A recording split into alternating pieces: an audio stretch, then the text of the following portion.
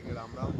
তো আমরা এখন আছি ঋষিকেশ, তোমাদের দেখাচ্ছি একটা আমার দেখো। তো এই হলো ঋষিকেশ, ঋষিকেশে এই হলো জানকী ঝোলা, আর নিচে চলে যাচ্ছে গঙ্গা নদী। এখানে কালকে রাত্রিবেলা স্নান করেছিলাম।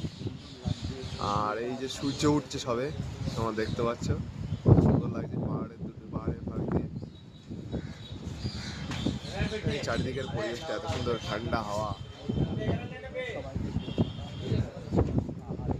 কি বলবো,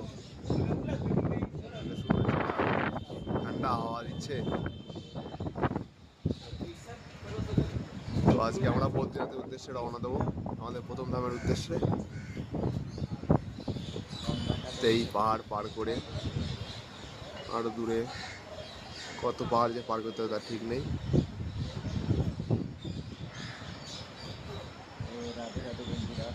সূর্যটা উঠছে, কত সুন্দর লাগছে দেখো। দারুণ লাগছে